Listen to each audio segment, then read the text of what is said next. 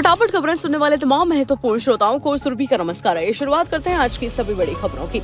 सेना को मिलेगा नया air defence system, QRSAM 30,000 crore में होगी इसकी डील। भारतीय सेना को जल्द ही नया एयर डिफेंस सिस्टम मिलने वाला है। अब दुश्मन की कोई भी मिसाइल, ड्रोन भारत की सीमा से धराशायी हो जाएगी। रक्षा मंत्रालय सेना के लिए नई स्वदेशी सतह से हवा में वार करने वाली मिसाइल QRSAM प्रणाली की 3 रेजिमेंट खरीदने के लिए विचार कर रही है। ये डील 30,000 करोड़ की होगी। रक्षा मंत्रालय जल्द ही इस मिसाइल सिस्टम की 30,000 करोड़ रुपए की डील को मंजूरी देने वाला है।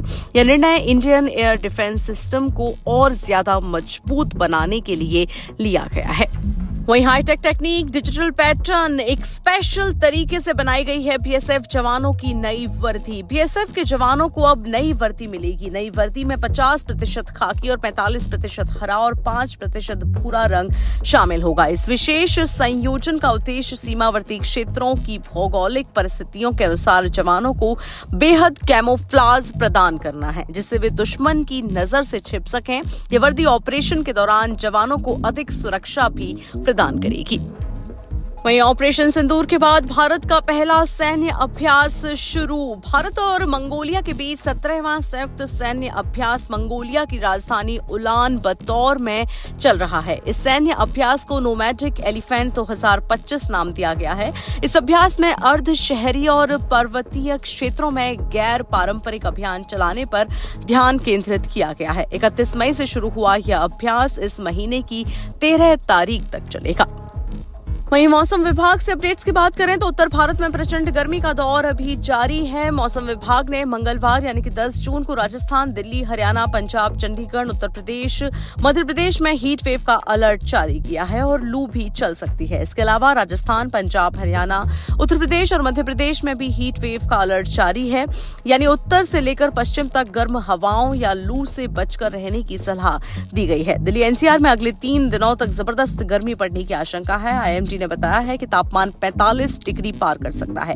मौसम विभाग की माने तो 12 जून से दिल्ली एनसीआर में मौसम का मिजाज सुहाना होने की भी उम्मीद है और दिल्ली और एनसीआर के इलाकों में 12 से 14 जून तक आंधी और बारिश की संभावना जताई गई है।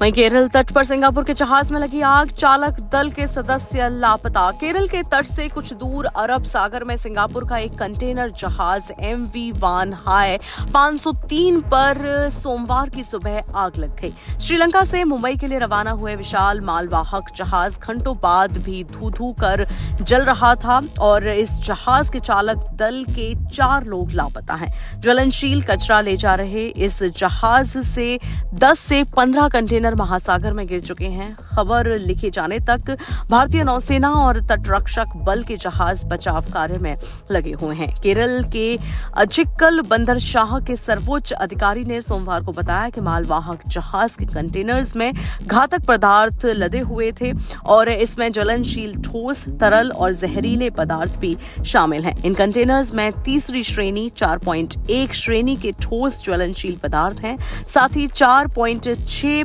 श्रेणी के विषाक्त पदार्थ हैं और पिछले 1 महीने में केरल के तट के पास यह ऐसी दूसरी घटना सामने आई है।